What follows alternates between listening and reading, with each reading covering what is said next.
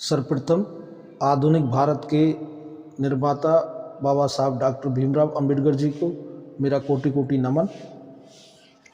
साथियों, ये संविधान निर्माता बाबा साहब डॉक्टर भीमराव अंबेडकर एक परिचय के नाम से एक किताब प्रकाशित हुई है।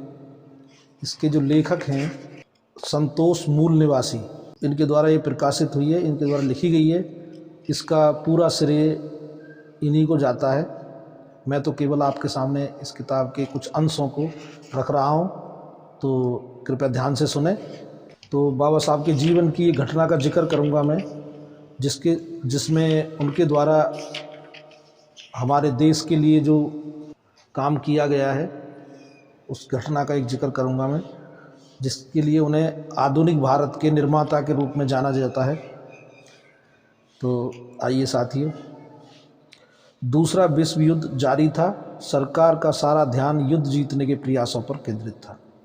बाबा साहब को 7 अन्य भारतीयों के साथ सुरक्षा सलाहकार समिति का सदस्य नियुक्त किया गया था। यहाँ भी वे दबे कुचले मूल निवासियों के अधिकार लेने से न चूके। बम्बई के राज्यपाल से मिले और अछूतों की बटालियन स्थापित करने की मांग की। सरकार ने बाबा साहब की मांग स्वीकार कर ली। परिणाम स्वरूप महार बटालियन स्थापित हुई।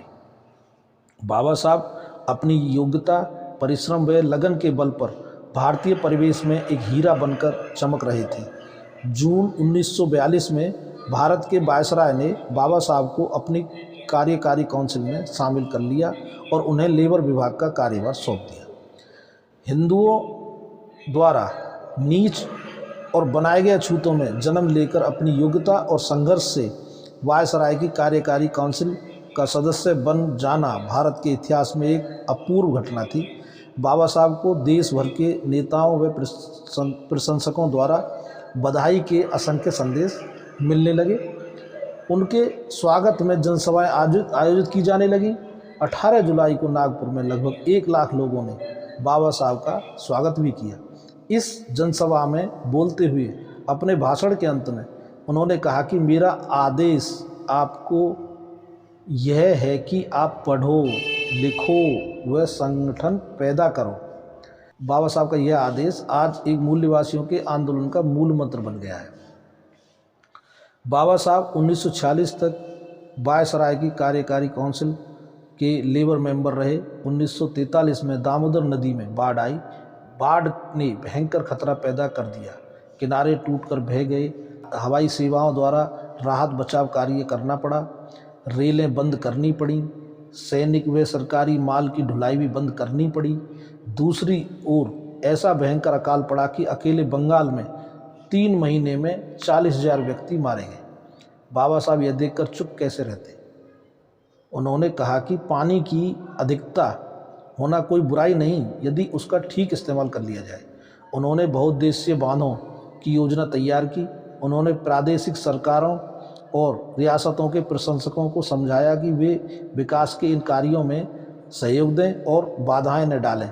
उनके अथक प्रयत्नों से Damodar valley dam, Mahanadi dam, Hirakud dam, Son घाटी बांध आदि 8 बांधों का निर्माण केवल 4 वर्षों में पूरा हो गया, जबकि तुंगभद्रा बांध 20 वर्षों तक और भाखड़ा बांध का निर्माण 4 वर्षों तक लटका रहा। जवाहरलाल नेहरू ने भाखड़ा बांध का उद्घाटन करते हुए उन्हें भारत के नवनिर्माण के मंदिर की उपमा दी थी और नवनिर्माण के इन मंदिरों के निर्माता बाबा साहब डॉक्टर भीमराव अंबेडकर ही तो थे। भारत के वायसराय की कार्यकारी काउंसिल में लेबर मेंबर के पद पर रहते हुए बाबा साहब ने मजदूर संगठन और उनकी भलाई के लिए बहुत सी उपलब्धियां व सुविधा अंग्रेज़ों से हासिल करके मजदूरों को दी। उनमें से कुछ निम्नलिखित हैं, जिनमें से बहुत सी आज भी चलन में है। जैसे कि नंबर 1, न्यूनतम मजदूरी अधिनियम बाबा साहब ने असेंबली में 1946 में पेश किया और पास कराया। नंबर 2, बाबा साहब ने ट्रेड यूनियन कानून में संशोधन करके सभी रजिस्टर्ड यूनियनों को मान्यता देना जरूरी ठहराया। नंबर 3, मजदूरों के लिए अनिवार्य बीमा योजना की शुरुआत की। नंबर 4, मजदूरों के लिए चिकित्सा सुविधाएं प्रदान कराईं। नंबर 5, स्त्री मजदूरों को वेतन के साथ प्रसूति छुट्टियों की सुविधा दिलाई। नंबर 6, सफाई मजदूर अपनी मांग मनवाने के लिए हड़ताल पर जाना और यदि वे 1 सप्ताह तक काम पर न आए तो उन्हें 15 दिन के लिए जेल भेजा जा सकता था। दिल्ली नगर पालिका में भी ऐसा ही एक नियम प्रचलित था। बाबा साहब ने ऐसे सारे काले कानून समाप्त करवाए। दिल्ली का सर्वप्रथम सफाई मजदूर संगठन और म्युनिसिपल कामगार यूनियन भी बाबा साहब डॉक्टर अंबेडकर के नेतृत्व में स्थापित हुआ।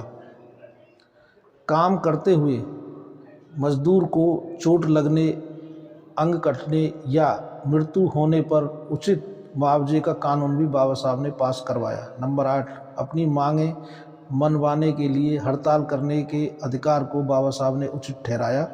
नंबर 9, बाबा साहब ने लेबर मेंबर रहते हुए पूरे देश में रोजगार कार्यालय स्थापित करवाए। तो साथियों, ये बाबा साहब का एक घटना थी जिसको मैंने आपके सामने रखा, आपने ध्यान से सुना, इसके लिए बहुत बहुत धन्यवाद।